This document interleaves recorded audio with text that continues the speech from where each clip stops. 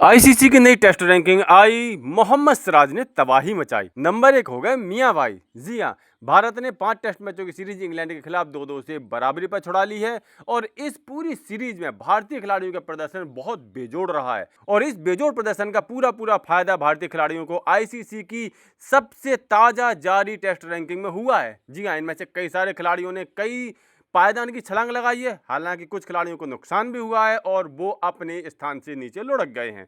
तो आखिर किन खिलाड़ियों को हुआ है फायदा, किन खिलाड़ियों की हो गई है अपने ऊंचे स्थान से विदाई, आज की इस वीडियो में हम बात करने वाले हैं। सबसे पहले बात करते हैं टेस्ट गेंदबाजों की रैंकिंग की, जिसमें कि हमारे मोहम्मद सिराज सरताज बन चुके हैं। जी हां, इंग्लैंड के खिलाफ हुई सीरीज में मोहम्मद सिराज ने 5 टेस्ट मैच खेले और कुल मिलाकर के 23 विकेट झटके और इन 23 विकेट का मोहम्मद सिराज को हुआ है बहुत ज्यादा फायदा।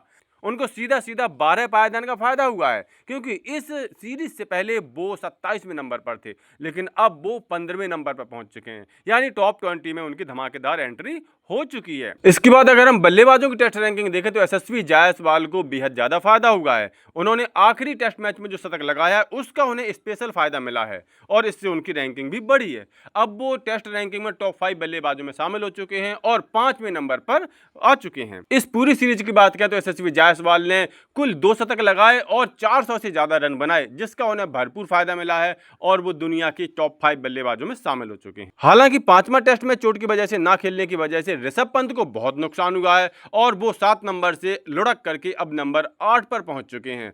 हालांकि ऋषभ पंत ने इस पूरी सीरीज में अच्छा प्रदर्शन किया था, शतक भी लगाया था, लेकिन आखिरी टेस्ट मैच ना खेलने का खामियाजा ऋषभ पंत को यहां पर एक स्थान का नुकसान उठा करके भुगतना पड़ा है।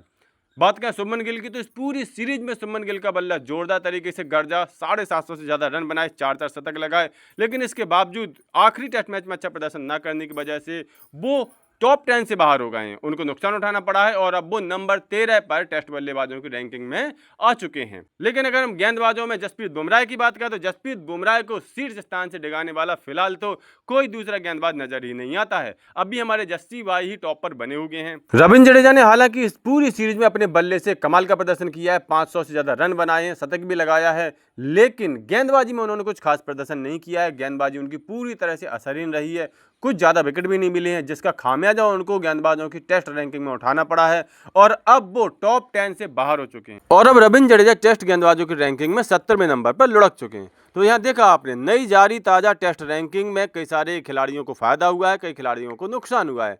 5वां टेस्ट मैच ना खेलने की वजह से जहां ऋषभ पंत को नुकसान हुआ है, वहीं विकेट न लेने की वजह से रविंद्र जडेजा को नुकसान हुआ है और 5वें टेस्ट मैच में अच्छा प्रदर्शन न करने की वजह से शुभमन गिल को भी नुकसान हुआ है। हालांकि जसप्रीत बुमराह को 2 टेस्ट मैच न खेलने का कोई नुकसान नहीं हुआ है और वो अभी टॉप पर हैं, लेकिन यशस्वी जायसवाल, मोहम्मद सिराज ने बहुत लंबी छलांग लगाई है और अब वो शीर्ष की तरफ तेजी से बढ़ रहे हैं। तो कुल मिलाकर के ताजा जारी इस टेस्ट रैंकिंग के बारे में आप लोगों की क्या राय है, अपनी राय कमेंट करके जरूर दें। साथ ही स्पोर्ट्स के ऐसे सभी अपडेट्स के लिए सफलता नामा चैनल सब्सक्राइब जरूर कर लें।